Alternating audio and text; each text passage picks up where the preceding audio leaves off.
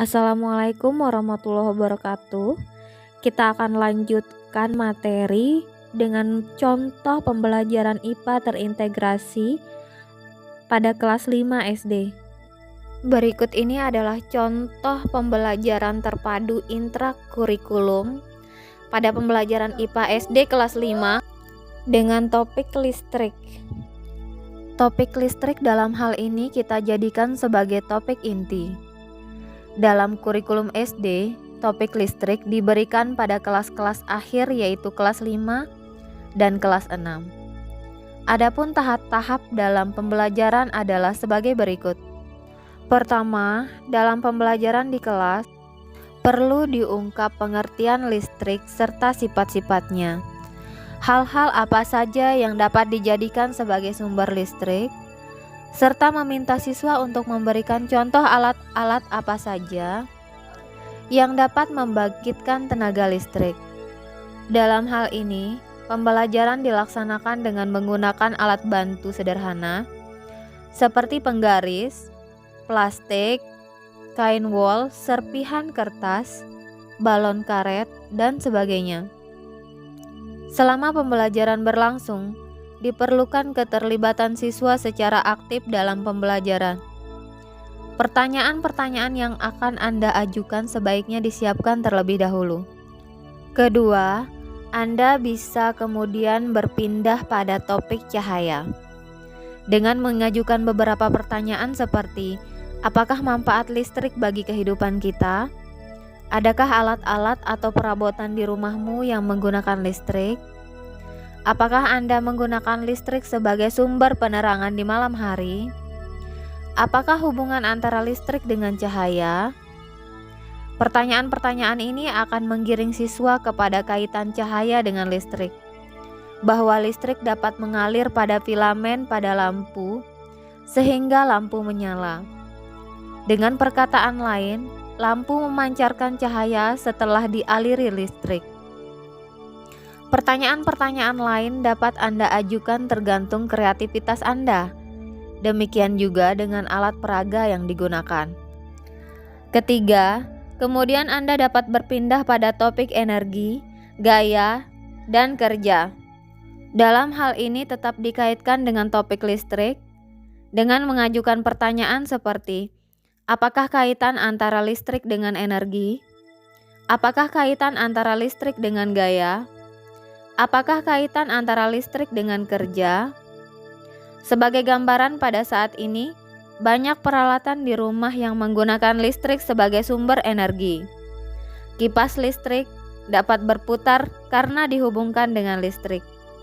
Bahkan di beberapa tempat alat angkutan seperti mobil, ada yang menggunakan listrik sebagai sumber energi untuk menggerakkan mobil sehingga disimpan dalam bentuk baterai. Contoh-contoh lain dapat diungkap dengan memancing kreativitas siswa untuk menceritakan pengalaman siswa sehari-hari di rumah atau dari bahan bacaan atau dari TV dan sebagainya. Selanjutnya, Anda dapat mengaitkan topik listrik dengan populasi dalam biologi. Hubungan antara jumlah listrik yang harus disiapkan oleh PLN dalam suatu wilayah, dalam hal ini dikaitkan dengan bertambahnya populasi penduduk dan sebagainya. Dengan pelajaran kimia, secara sederhana dapat disebutkan bahan-bahan kimia apa saja yang terkandung dalam baterai sehingga dapat menimbulkan arus listrik.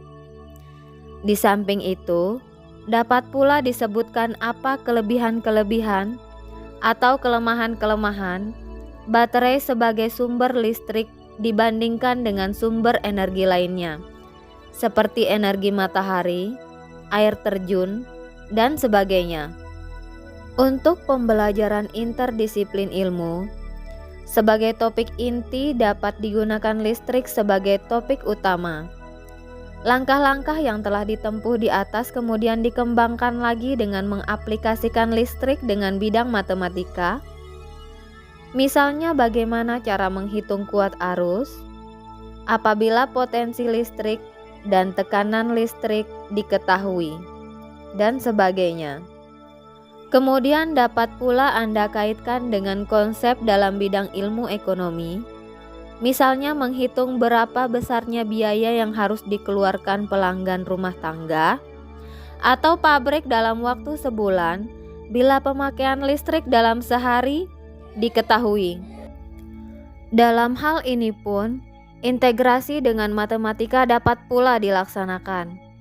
Dari segi ekonomi yang lainnya, misalnya membandingkan sisi efisiensi dari segi biaya yang harus ditanggung oleh pelanggan yang penerangan rumahnya menggunakan lampu TL dan yang menggunakan lampu biasa tetapi memberikan intensitas cahaya yang kuat, penerangan yang sama.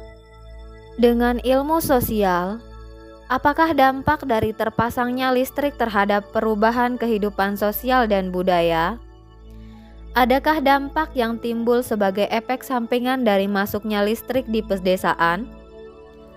Pemanfaatan siaran radio dan TV untuk keperluan hiburan, pendidikan, dan sebagainya merupakan dampak dari masuknya listrik. Di samping itu, masuknya listrik ke desa-desa dapat mengubah kebiasaan-kebiasaan dalam rumah tangga, misalnya dalam pemakaian listrik untuk menyetrika, menggantikan setrika yang menggunakan arang tempurung kelapa. Dan berikut ini adalah bagan pembelajaran terpadu interdisiplin ilmu. Dan akhirnya, terima kasih sudah mengikuti perkuliahan ini dengan baik. Tetap semangat. Wassalamualaikum warahmatullahi wabarakatuh.